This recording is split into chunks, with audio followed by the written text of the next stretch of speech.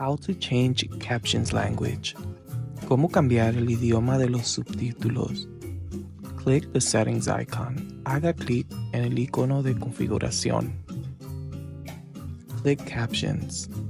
Haga clic en subtítulos. Click on auto translate. Haga clic en traducir automáticamente. Choose language y elige idioma.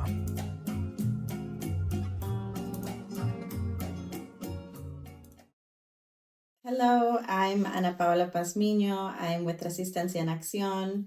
I'm the director of the organization, and we're in Princeton and Trenton. Yes, so we are a grassroots organization where our base is in Princeton and Trenton, like I mentioned. We do a lot of migrant rights and workers' rights. That's our base, that's our mission.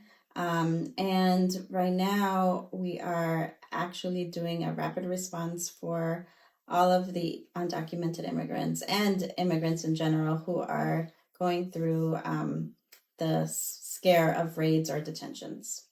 So Resistencia en Acción was born, you previously know us under Unidad Latina en Acción, because we were born on a May 1st through the International Workers' Day March that we have annually. This was in Hightstown in the Mercer County. And so we started off as volunteers with the founders who were sort of seeing injustices in the community. And so that's where we started to get together and sort of fight the community against these injustices. Once the organization started to form a little bit more, we started to spread it out into Princeton area and then into Trenton area. And our base has always been the May Day March. And so when we started with the May Day March, it might have been maybe like 20, 30 people. Now our last one was like over close to 500 people. So that is, I think, Resistencia en Acción now.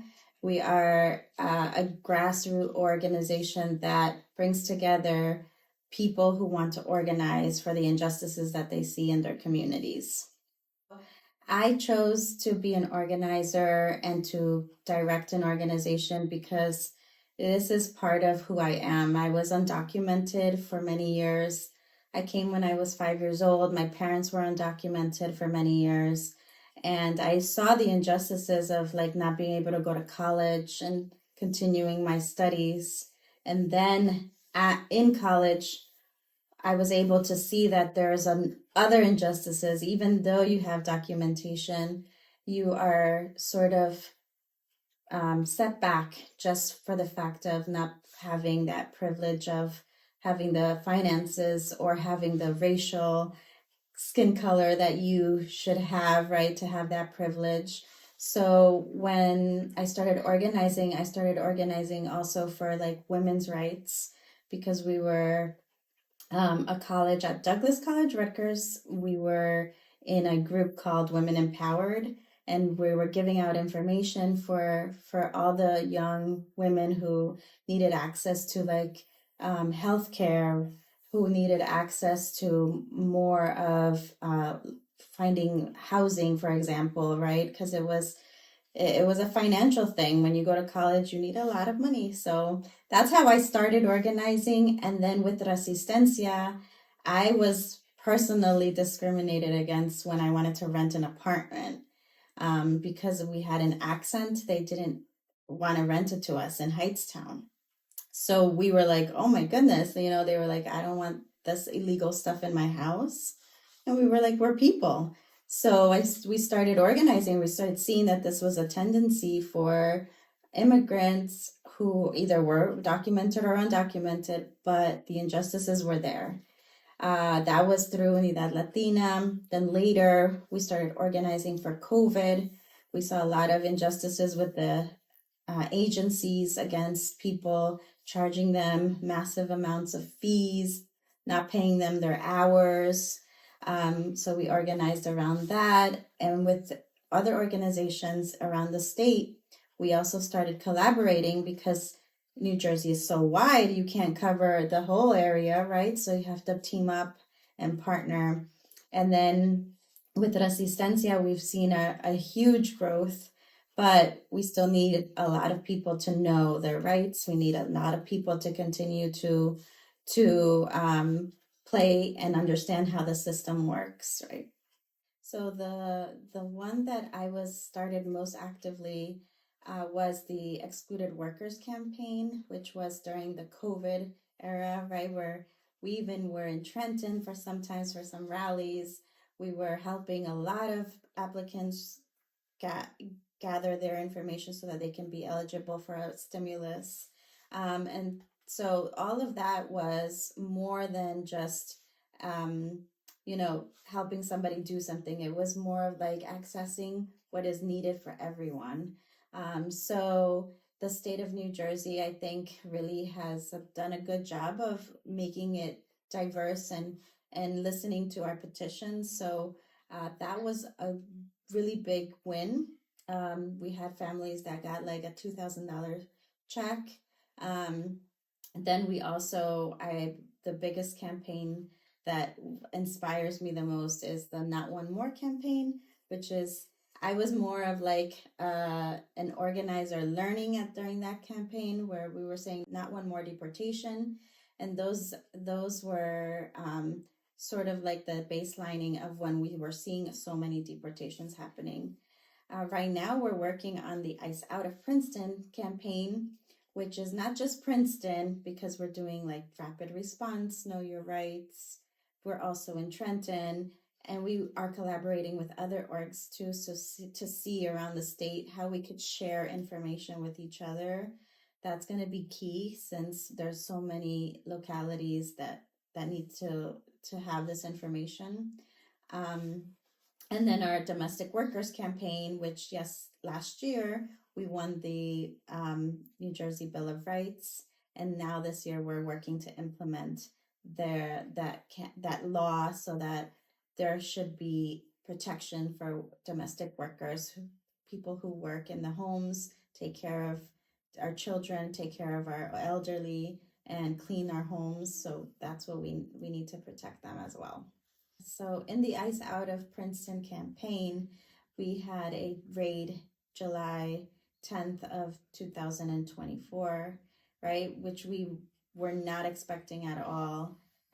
ICE that day was parked outside of the main street on Witherspoon Street, right by Nassau and the public library.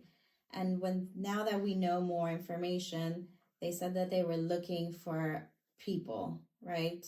Supposedly 2 people. But because I guess they didn't find anybody that they were looking for, they started to ask for documentations, walk the streets, patrol the whole neighborhood.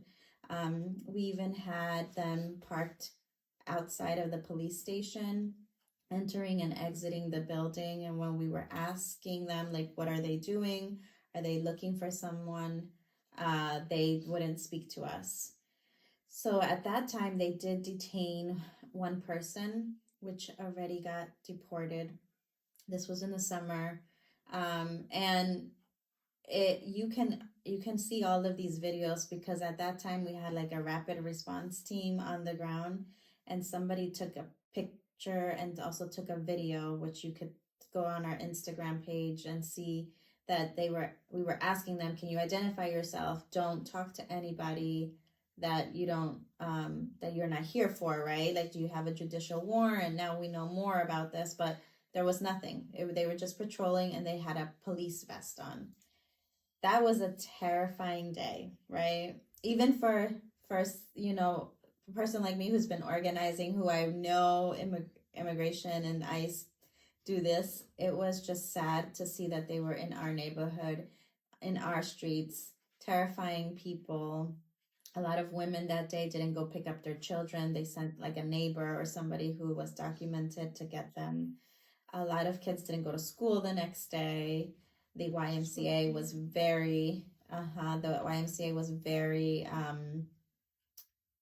concerned because their after school programs were like very empty. The day laborers that they rely on their work or actually going to like different homes to get picked up rather than wait on the streets. So it was terrifying, to be honest, and it was a wake-up call for us. So that's why we've been preparing for what we now know is going to be part of our lives for a couple of years to come. However, I think the most important part of this is that we know and we're able to educate our community, because there you can lighten the burden of actually people knowing what to do if this happens. This is important as community members, as like family members, to get prepared during this time of raids, especially if you are undocumented or your children are undocumented. There has to be a plan. So right now we're putting rapid response teams in the local communities. So you'll see one in Princeton, you'll see one in Trenton. And as members come, what we want to do is share information for like the surrounding areas, like East Windsor, Ewing. But right now we have a rapid response hotline, which is a 24-hour hotline. Somebody will pick up, that's the operator, and that operator will let the team know there's an alert here, somebody go out there. So we have a camera person, we have a media person, which is the person who like sends to the rest of the media group.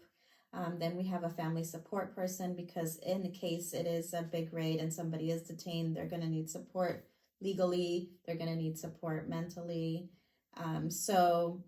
Those teams are, yes, they're led by leaders or staff members of Resistencia, but the real community too is volunteering for this, which is really great to see, because for political differences aside, but I think people are looking at this as like a humanity thing, right? Like, we don't want to see a neighbor disappear all of a sudden the next day, and we don't want to see families disappearing and getting separated from one day to the other.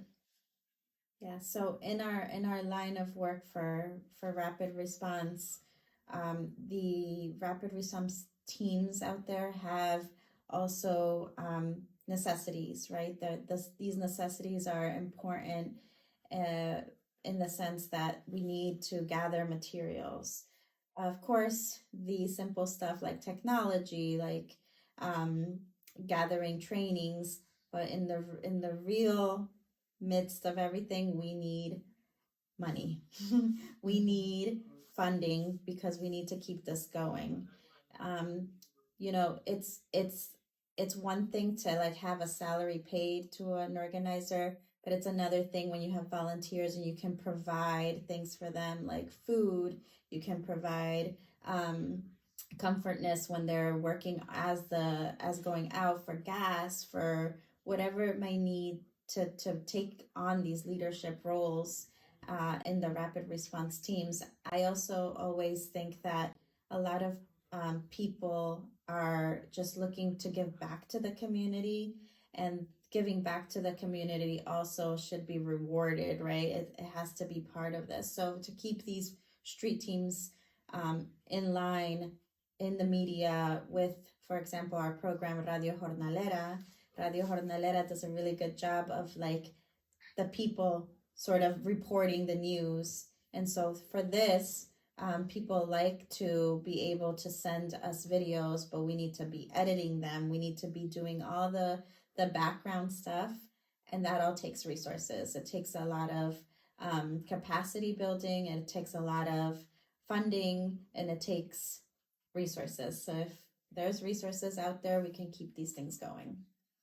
I believe really that resources are out there. I just think they have been allocated maybe to those organizations or those entities that are maybe bigger and that have the promotional ways to get to funders. I also think too that we're not really paying attention to like the street and the base work that's being done. Yes, we have a lot of organizations that are grassroots, and we have structure, right? And we have have a plan in place, but perhaps it's not as big as another org, and the allotment of the funding hasn't been given, so of course it's going to be difficult to grow. But I have hopes that little by little there's going to be more visibility. There's going to be, you can see the work if you really look, right, and you really participate in the community stuff. You see, we are a big proponent of, come and see our work, participate in our monthly meetings, check us out on the social web, and then on the social media stuff. And then right now, what you can do is definitely share anything that's happening with friends and family, because I think that's how we're getting to know more and more of what people are doing. Actually, I think that's also one of our challenges, the space issue. The church where we right now have our meetings is great, except it's actually getting small for the amount of people that we hold, which is a good problem.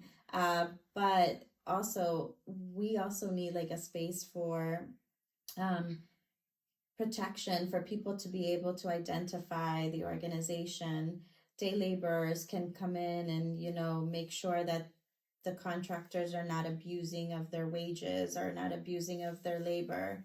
And the spaces are just very scarce. They're scarce. They're very high in prices.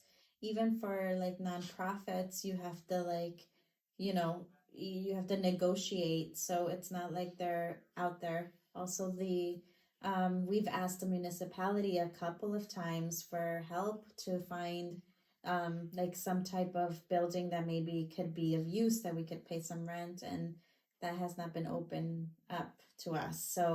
So the spacing is a big issue, but it really does make a difference, because when you have a centro, when you have un centro de trabajadores, people know, hey, I have an issue, let me go there, maybe they can guide me. Talking about making collaborative partnerships with the municipality and the state of New Jersey government, we have been in contact with the mayor, for example, of Princeton. We have been in contact with the mayor in Trenton, to see how these partnerships can grow. I think that's the only way to be able to understand what's really happening on the streets, is if the municipalities also understand what's happening. In Princeton, for example, we know that they said that they will not collaborate with ICE, but it's sometimes it's hard to understand, because when we had that raid in July, we knew, I called the operator myself, the police operator, and the police operator said she couldn't do anything for me. And that was me, right? I was talking to her in English. I was talking to her about like in a leadership position, and nothing happened. So I'm a bit concerned that maybe we need to take further steps. I have seen too that the governor's office has been open to us. So I really do appreciate that. They've been looking to concerned issues about the community. We've also spoken to some assemblymen and women, Senator Bonnie Watson Coleman's office, which is our district. She has been very supportive. She also has been sending us information that we can give to the community, which is great, right? We want all of that, but I think we also have to be a little bit more conscious of how we're saying it, and then actually doing it when we're saying it. So if there's no collaboration with ICE, then ICE should not be patrolling any of our streets, right? That's what it should be. Like if ICE is here, they're telling us, I'm the police, the chief of police in Princeton, they should say, okay, we're looking for this specific person. Maybe they could be escorted by the police to look for that person. If that person's not there, then they should leave. They should not patrol the streets. They should not ask anybody for identification. So walking what do they say? Talk the talk, but also walk the walk. To walk, exactly, yeah. this is an issue, I believe, of also racial. It's a racial issue. It's of profiling. When you're walking down the street and you're asking, it wasn't like the ICE agents were asking anybody. They were asking the workers. They were asking the males, the brown males, right? They were asking the males that were on bikes. They were asking the people who were like sitting by the day labor corners. They weren't going to the public library and asking anyone. So within that, we have to also think that now this is not only going to become, oh, yes, I'm looking for someone. This is going to become a racial thing, a profiling thing. And like yesterday in Newark, right? Somebody was detained and they were a U.S. citizen and a veteran of the military. And so because profiling, he matched an immigrant, so they took everybody. And this is going to be racial profiling. It's going to be inhumane, against human rights. And overall, I believe that this is going to just bring chaos. We're not bringing justice, right? We're not doing what supposedly this is going to be of helping our country. This is more of like creating chaos and violating the human rights of people. Yes, so we always do a needs analysis, right? So when we entering a campaign, we analyze our people's needs. For example, when we did the Know Your Rights for the ICE situations, we were very much concerned that it was somebody from Princeton, right? Not a fake call, not somebody who's supposed to be detained. Like, we wanted facts. So if we have any type of campaign, the domestic workers campaign, we need to also know that we have domestic workers that are in need of protection. So in Princeton, we do have a lot of rich families that need nannies and need house cleaners. But in reality, we are also campaigning for those employers that take these. So our part in that campaign is also a little bit more than just the workers. It's also the employers, because we give them the rights and we tell them, if you hire somebody, this is the minimum wage, this is their right to sick days, this is their right to a contract, etc. So it's based on how our community is in necessity. Also, when we have, for example, right now in Princeton, I know that there's going to be a lot of construction, and this is new, but it's like a gentrification to me, right? But we don't have anybody who's been speaking up about it. We're asking the community, we're talking about it, but we can't enter this campaign until we know that somebody is affected. So we really wait for people to come to us that say, this is what's happening to me. We ask them to organize others. We ask them to bring more people. And then we launch, if it's a campaign or if it's some type of meeting that we need to work more at for the issue. Resistencia right now is growing, as I mentioned. Our main focus has always been the community, working with the community, resolving issues in the community. Right, the policy part, I believe, is something that, yes, we do in conjunction. Right now, we've been navigating the part through the domestic workers when we're doing policy for that. Policy also for the Immigrant Trust Act. So working through those spaces, getting organizers and community members to understand what those policies are, that's our type of work. Yeah, because we want people to know that these laws exist, but we also need to be able to give that information in a way that is popular and is understanding to the community, because policies can be very difficult. I also do want to mention that we, as organizations, right, we also need to focus on building more organizers. And volunteers are a great way for that. So if you want to volunteer, if you want to get into organizing, training other organizers. This is a big space, sort of like teachers, right? There's not enough teachers. Well, there's not enough organizers.